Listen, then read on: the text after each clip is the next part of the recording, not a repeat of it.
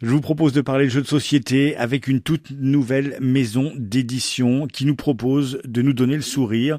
Vous allez tout de suite le comprendre avec le premier jeu et avec celui qui est derrière cette maison d'édition. Banana Smile, on en parle avec Nicolas Bourgoin. Bonjour Nicolas. Bonjour Xavier.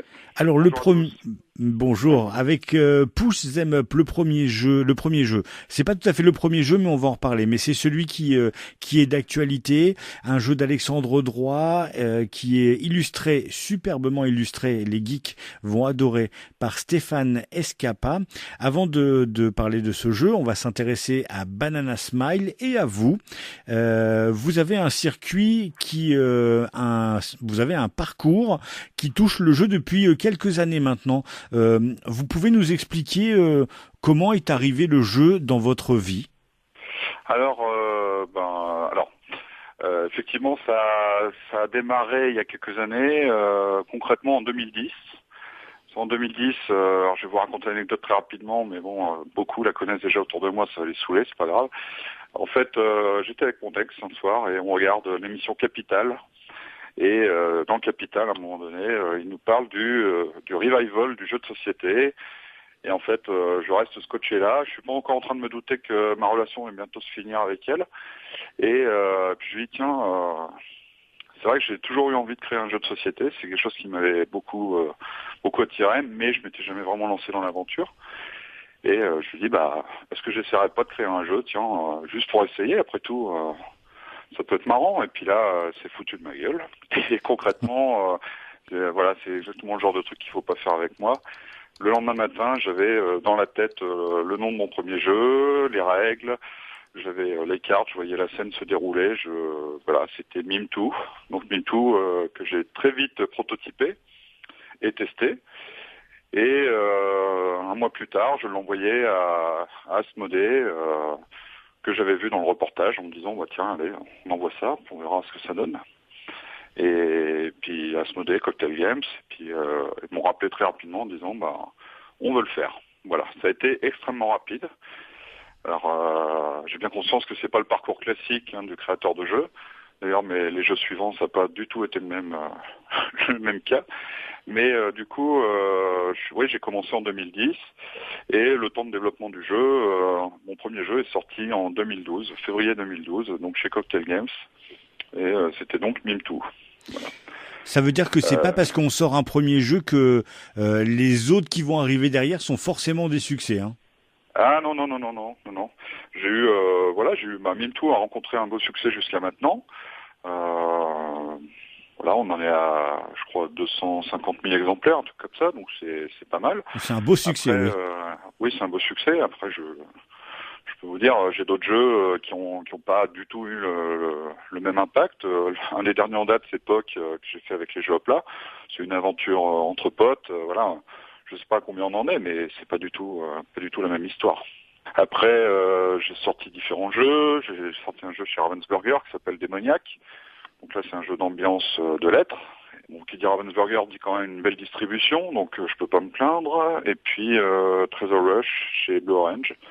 Également Jumble en coédition Asmodée Cocktail Games. On reviendra après dessus si vous voulez, parce que j'ai repris le jeu. Et plus récemment, Cortex Challenge, toute la gamme que que j'ai co-créée avec Johan Benvenuto. Voilà. Et SideQuest qui vient de sortir, hein, ou qui va sortir dans les jours qui viennent, je sais plus trop, chez Blue Orange. Voilà pour mon parcours de jeu. Alors là, c'est le parcours de créateur de jeu, Auteur de jeu, oui. auteur de jeu. Maintenant, on peut passer à l'éditeur parce que comment on se dit bon bah voilà, j'ai des jeux. Au lieu de courir les maisons d'édition, je vais créer ma propre maison d'édition. C'est un peu ça. Ouais, alors j'ai toujours eu moi, enfin, depuis très jeune, j'ai toujours eu cette volonté en fait d'être indépendant, de créer ma petite entreprise et de m'éclater. Donc j'ai longtemps cherché un secteur voilà qui me plairait et puis en découvrant le jeu côté auteur, en travaillant de près ou de loin avec les éditeurs, en voyant un petit peu tout ce qui se passait de l'autre côté de la barrière, je me suis rendu compte que mon parcours professionnel m'avait apporté pas mal de compétences que je retrouvais à droite à gauche et je me suis dit bah tiens, si tu pouvais marier toutes ces compétences que tu as acquises au fil des années, avec en plus le côté créatif qui te plaît tant dans le monde du jeu, bah fonce quoi. Alors j'ai foncé, mais ça a pris du temps quand même. Je savais pas trop, j'avais pas trop de projets de jeux. Je voulais pas m'auto-éditer dans un premier temps. Voilà, c'est pas un exercice qui me paraissait important pour moi. Et voilà, j'étais parti sur un premier projet que je sentais à moitié, et puis j'ai pris le temps. J'étais pas pressé. Et puis un jour, j'ai recroisé la route d'Alexandre et surtout de son jeu, Push 'em Up, qui s'appelait Push à l'époque. Et puis j'ai dit, bah, tu me le laisses, je vais le faire. Et je vais le faire avec Stéphane Escapa. Voilà. Donc, oui, c'est juste des belles rencontres au bon moment, en fait. Quand on fait les salons du jeu pour vendre, entre guillemets, son jeu et faire le salon du jeu pour trouver des jeux pour les éditer, du coup, on n'a pas peut-être pas la même vision du monde du jeu quand on est créateur et éditeur. Ouais, c'est effectivement, ouais. Alors je pense que, enfin, il y a un côté un peu artiste chez l'auteur d'une manière générale qu'il faut réussir à étouffer à certains moments si on veut se lancer dans l'édition, quoi. C'est-à-dire qu'il faut bien prendre en compte des contraintes techniques, essayer d'avoir une vision marketée, si j'ose dire, même si le mot est péjoratif pour certains. C'est pas du tout le même exercice, effectivement. On n'aborde pas les festivals de la même façon dorénavant. Mais on prend toujours un même plaisir à jouer. Ah bah oui, de plus en plus même. De plus en plus, parce que bon, on regarde pas les jeux de la même manière, hein, c'est sûr, mais voilà, on essaie de trouver le plaisir immédiat, d'essayer de comprendre comment les gens vont intégrer le jeu que vous avez devant vous, le prototype. Donc c'est vraiment quelque chose, un exercice intéressant. Ouais. Et puis il y a peut-être une petite facilité supplémentaire quand vous connaissez le circuit de création d'un jeu, quand vous êtes éditeur et que vous trouvez un jeu qui vous plaît et que vous savez qu'il y a des améliorations à apporter. Du coup, il y a une relation avec le créateur qui est peut-être plus simple. Ouais. Bah, par exemple, là, j'ai un jeu sous le coude, un prototype qui, je l'espère, devrait sortir l'année prochaine. Donc c'est un jeu tout simple, comme je fais moi en fait, des jeux assez accessibles. Et bah, en fait, c'est quelqu'un que je connais bien et qui est venu chez moi, qui m'a dit, attends, j'ai un truc à te montrer. Il m'a sorti une palanquée de dés, il m'a sorti des trucs. Et en fait, en étalant simplement le matériel, je l'ai regardé et je savais exactement quel style de joueur j'avais devant moi. Et j'ai compris tout de suite son prototype sans même qu'il ouvre la bouche. Je lui ai dit, attends, parle pas, ton jeu, tu fais ça. Il me dit, ben, grosso modo, oui, c'est ça. Et effectivement, je pense que j'aurais pas eu forcément la même vision si j'avais pas déjà créé des jeux de mon côté, quoi. Alors en créant Banana Smile, vous nous vendez du sourire, puisqu'en plus le logo est clairement une banane à la place de la bouche. Ouais. Est-ce que ça veut dire qu'ils vont être tous dans la veine des Push 'em Up, puisqu'on va en parler, il y a quand même, il y a à la fois du rire en jouant et à la fois du rire juste en regardant le matériel, hein. C'est ce qu'on essaie. Enfin, le matériel, si c'est possible, oui. Alors on rigole on pas fera du pas matériel. Non. On rigole pas du matériel, hein. On rigole parce que c'est drôle, hein. Parce que ouais. Alors faire des blagues à chaque carte, je sais pas si on y arrivera sur la durée. Après, non, l'idée, voilà, c'est d'essayer de trouver des mécaniques, des petits jeux plus ou moins simples, mais en tout cas qui filent la banane, voilà, dont on ressort content, en fait, voilà. C'est pas amusé, c'est plutôt content d'avoir passé un bon moment. Moi, je suis pas du tout un joueur de gros jeux qui durent 3 heures avec des stratégies de malade et tout. Je respecte énormément, bien sûr, ces jeux-là, les joueurs et les créateurs, mais c'est pas un truc dans lequel je suis très à l'aise. Moi, voilà, je veux faire des jeux qui ressemblent à ce que j'ai toujours essayé de faire en tant qu'auteur, c'est-à-dire des jeux plutôt de party game. Ou en tout cas comme Push, un jeu un peu plus posé, mais avec une bonne ambiance autour de la table, qui dure pas trop longtemps. Voilà, et on ressort de là en se disant j'ai passé un bon moment, je suis content, quoi. J'ai oublié un peu quelques soucis ou je ne sais quoi. Voilà, c'est vraiment le but affiché par cette petite banane qui sourit. Et puis un jeu, en tout cas Push 'em Up, qui est très familial, parce qu'à partir de 8 ans, il y a quasiment pas de texte sur les cartes, donc il suffit de savoir compter et puis on peut tout de suite jouer. Et puis on va le dire, mais c'est le thème des super-héros qui est abordé dans ce jeu-là et ça parle aux petits comme aux grands maintenant. C'est ça, exactement. Alors bon, en plus, on avait un timing avec les films, voilà, qui sortent, Captain Marvel hier, Avengers Endgame bientôt, tout ça. On s'est dit, bah, ça va. En plus, ça va tomber à peu près à la même période. Du coup, on a raconté un petit peu une petite histoire dans l'introduction pour rigoler, quoi, pour vraiment prendre le côté parodique de la chose. C'est vraiment une cible familiale, des règles plutôt accessibles. C'est vraiment un jeu accessible pour tous, quoi. Alors Et on va en parler bonne un petit peu ambiance. de ce jeu-là. Un système de jeu tout simple avec des cartes et des personnages, des Mhm. cartes qui ont des valeurs. Et le but, bah, c'est de marquer des points en créant des colonnes. Mais c'est pas si simple que ça parce qu'avec vos cartes, vous allez pouvoir réduire ces colonnes, supprimer des chiffres des autres joueurs. C'est ça. C'est ça, hein? C'est ça, ouais, grosso modo c'est ça. En fait, bon, pour l'introduction, c'est qu'il y a un méchant titan qui s'appelle Tétanos qui a trouvé un gantelet tout rouillé et il a claqué les doigts, il a supprimé la moitié de l'univers, y compris la moitié des super-héros. Et donc c'est le moment opportun pour les seconds couteaux, les super-héros un peu au rabais, de sortir de l'ombre, quoi. Parce qu'il y en a un peu pour les superstars, eux ils ont droit à des films et on oublie un peu ces gentils losers.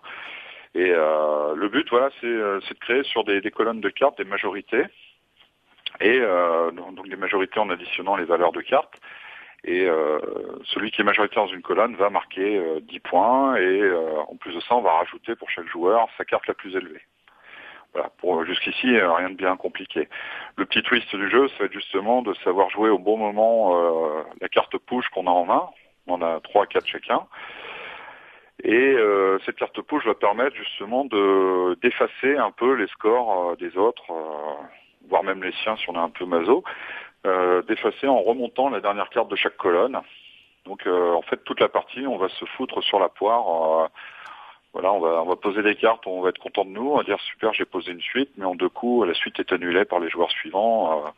Donc c'est vraiment un jeu avec une ambiance. On se met sur la tronche, mais il n'y a pas de stress, quoi. C'est en douceur, c'est gentil. Et puis il y a quand Voilà. même un petit côté tactique parce qu'il faut regarder toutes les colonnes, il faut Exactement, ouais. presque compter les cartes parce qu'on a tous, on n'a pas tous les mêmes cartes, mais on a tous des super héros avec une valeur de 0 à 7 quoi. Donc on 0 à sait 9. ce qui 0 à 9 pardon, on sait ce qui est posé, et on sait ce qui reste aux joueurs. Exactement, ouais. Chacun a le même deck. Et donc on a 4 familles de super-héros. On essaye de voir un petit peu ce que jouent les autres. Oui, effectivement, il y a une petite part de stratégie, mais très abordable. Alors là où le jeu est jouissif pour tous ceux qui connaissent les super-héros, c'est que vous avez voulu vraiment faire des héros qui sont tous des clins d'œil, que ce soit à Marvel ou à DC, et Mhm. chaque paquet est différent. C'est ça. Il y a 4 familles de super-héros. Donc il y a les Red Stars, qui sont un peu les cousins en ligne directe des superstars d'aujourd'hui. Il y a les Purple Pets, des animaux mutants, voilà, qui font un peu penser aux X-Men. Voilà, les Greeners, c'est des super-héros vraiment dans l'air du temps, parce qu'ils sont très en rapport avec l'écologie, la nature, tout ça. Et les Blue Tech, bah, eux, c'est les gentils geeks qui maîtrisent plus ou moins bien la technologie. Et donc, effectivement, ça va de 0 à 9. Donc, bah, les cartes 0, c'est vraiment des nazes qui servent à rien. Par exemple, dans la famille Greeners, le 0, c'est Allman. Son super pouvoir, c'est juste de faire des trous, quoi. Voilà. Par contre, dans la famille Greeners, le numéro 9, c'est Agricultor, le cousin paysan du dieu nordique, hein, qui a sa gentille petite bêche. Et on a plein de clins d'œil comme ça. Par exemple, on a Superman ou Winter Woman. Superman, c'est un peu ce qu'on a imaginé si Clark Kent n'était pas tombé aux États-Unis, mais plutôt en Inde. Voilà, ça aurait peut-être donné un super-héros qui maîtrise le curry.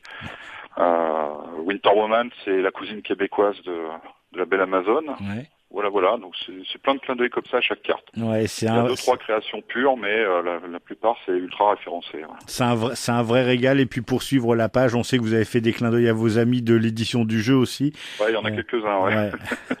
Et puis il y a aussi une référence à Monsieur Stanley qui nous a quitté récemment, voilà. Donc c'est vraiment Oui, bah, c'est le comment jour de sa mort qu'on a eu cette idée-là. Ouais. On était com- en train de finaliser le jeu et au dernier moment on a dit allez on change le personnage, on met Stanley à la place. On a fait Cameo Man. bah ouais, l'homme caméo quoi. Voilà. Comment s'est fait le choix de Stéphane Escapa? Est-ce que vous vouliez absolument travailler avec lui ou vous connaissiez son travail et du coup vous savez que ça allait bien matcher avec ce jeu-là? Comment ça s'est passé? Bah alors déjà, on est tous les deux lyonnais, enfin même tous les trois avec l'auteur. On se connaît via la compagnie des auteurs lyonnais qu'on a fondée avec Alexandre et Florent. Et c'est un collectif d'auteurs du coin qui se... Voilà, on s'entraide et du coup c'est comme ça qu'on a croisé le chemin de Stéphane il y a quelques années. Et en fait je suis complètement, depuis le début, complètement fan de son style, surtout de sa palette de couleurs. Et je trouvais que ça collait bien. Il a fait Dr Eureka par exemple chez Blue Orange, Gogo Gelato, tout ça. Il a fait beaucoup de jeux chez Gigamic aussi, Cocktail Games également, Labyrinthe par exemple. Et je trouvais que c'était bien pour un jeu de cartes qui sur le papier n'avait pas forcément besoin de grosses illustrations, justement de lui donner un côté un peu péchu, hyper familial pour montrer que c'est un jeu accessible tout simplement. Et puis après en le découvrant un peu plus, on s'est aperçu que les super-héros c'était vraiment sa came, donc voilà, c'était une évidence quoi. Donc j'ai tout de suite dit à Alexandre, donne-moi ton jeu, je vais le faire avec Stéphane, sans même avoir demandé à Stéphane avant. Mais bon. Et puis Alexandre Voilà. Droit, c'est aussi un ami, puisque Alexandre Droit, maintenant, Ouais. on commence à le connaître. Il a aussi pas mal de jeux derrière lui, hein. Ouais, il a un beau CV ludique. Alexandre, on se suit de près en fait. Son premier jeu c'est Footrack qui est sorti chez Cocktail Games. Il a dû sortir, je sais pas, 8-10 mois avant Mimtoo. Donc en fait, la toute première fois que j'ai présenté Mimtoo dans une boutique, Cocktail Games se dit tiens, il y a un autre Lyonnais qui sort un jeu, si t'as envie, va le voir. Et hop, c'était la première personnalité, on va dire ludique, hormis mon éditeur, que j'ai rencontré, quoi. Voilà, donc on est devenus amis en 2012 et depuis on se suit de très près, quoi. C'est vraiment quelqu'un de très proche. Et c'est marrant, c'était pour moi une évidence, quoi. Ce jeu, je l'avais vu en gestation, j'avais vu le proto, on l'avait découvert avec mon épouse. Ils étaient venus avec sa compagne le tester à la maison. Vous voyez, on l'a vraiment découvert depuis le tout début. Et puis il a eu un petit parcours chez certains éditeurs qui n'arrivaient pas à se décider. Et puis bon, ça a fini par le saouler. Il a dit je vais le représenter à d'autres. Puis c'est là que j'ai sauté dessus en disant allez, je me lance, je te le fais. Et voilà. Et un an et demi après, ça donne ça. Vous le sentez quand on est un éditeur, c'est quelque chose qu'on arrive à sentir quand on a le jeu entre les mains et on se dit c'est celui-là, je veux le faire ou je vais faire en sorte de le faire. Oui, je pense qu'il y a souvent une part d'instinct chez les éditeurs. Après, faut pas se laisser aveugler non plus. Je pense que il y a des exemples par le passé où on a déjà vu des éditeurs signer à tout va tous les protos qu'ils croisaient, pensant qu'ils tenaient toutes les perles du monde ludique. Voilà, moi en tant qu'auteur, j'ai vu ça de près. J'ai vu des gens s'emballer sur des prototypes et le regretter amèrement et rompre le contrat d'édition plus tard. Voilà, moi j'y vais avec beaucoup de prudence. En fait, j'ai un programme, j'ai déjà j'ai déjà quelques jeux que je voudrais éditer, mais j'y vais piano. Voilà, j'ai pas prévu d'en sortir 15 par an, quoi. Alors c'est quoi la suite de Banana Smile? Alors la suite, il y a un prochain jeu qui va arriver. Sans tout livrer, hein. Sans tout livrer, non, je peux déjà donner quelques indices. Bon, il y a Jumble qui, j'ai cité tout à l'heure, qui est réédité. En fait, c'est un jeu d'ambiance qui a eu une petite vie chez Space Cowboys, Asmodée et Cocktail Games. Et j'ai récupéré les droits pour le rééditer d'une autre façon. Et donc il est pour l'instant provisoirement en exclusivité dans le réseau Waka Waka. Donc c'est pour ça que je le présente pas sur le festival. De toute façon, c'est pas jouable vraiment en festival. C'est vraiment un jeu qui se joue dans la maison, avec la maison. Donc c'est compliqué de ramener la maison à Cannes. Et donc là voilà, ça c'est sorti. Et là on travaille en coédition avec l'atelier des bonnes idées. On est en train de travailler sur un jeu qui s'appelle Chacun son trou, qu'on a présenté au public à Cannes justement, en prototype presque final. Et donc là c'est vraiment un party game pur et dur, un jeu de rapidité, bien débile, voilà. Pourquoi bien débile? Parce que c'est le jeu où il faut mettre le bon doigt dans le bon trou. D'accord. Rien de graveleux, hein, je tiens à le dire. Oui. Mais non, c'est vraiment un jeu. Vraiment un jeu de rapidité, tout simple. On retourne une carte et ça nous dit où il faut aller ou alors où il faut pas aller. Et on déplace les doigts dans les trous qui sont sur la table. Donc c'est une espèce, pour faire simple, donner une référence, ça serait un peu un twister avec les mains, quoi. D'accord. Voilà, juste avec les doigts. Voilà. Ça se joue plutôt efficacement, donc on est en train de finaliser le projet. Donc si tout va bien, on devrait le sortir aux alentours de Paris Ludique. Voilà. Mais encore une fois, on est très prudent, on ne va pas se brûler les ailes. Et pour la suite, d'autres projets. Oui. On espère, en tout cas, on l'a bien compris, ça va être du sourire et du rire autour de la table. En attendant, vous pouvez trouver Push 'em Up, un jeu d'Alexandre Droit qui est illustré par Stéphane Escapa. J'aurais pu vous donner des titres de super-héros, Gogo Widget, il y a Puppet Master, il y a Turtle Speed, enfin ils sont tous là, vous les reconnaîtrez, voilà. Et c'est très drôle et c'est pas que très drôle, hein. Il y a aussi un côté il faut réfléchir, non mais qu'on prévienne les gens, n'achetez pas un jeu juste pour rigoler, achetez un jeu pour jouer et passer du bon temps. En tout cas, c'est le cas avec ce Push 'em Up. C'est chez Banana Smile et il y a une page Facebook, il y a une page internet www.banana-smile.com pour la page internet. Et puis si vous tapez Banana Smile, il y a une page Facebook avec tout ce qu'il faut savoir sur les jeux et l'actualité. Merci beaucoup. Comment? Instagram également. Ouais. Voilà. Il faut y être, du coup on essaye. Ouais. En tout cas, merci beaucoup. On vous souhaite une très bonne continuité. Pour ma part, j'espère vous croiser à Paris Ludique. Merci beaucoup pour ce Push 'em Up. Merci à Alexandre Droit et à Stéphane Escapa.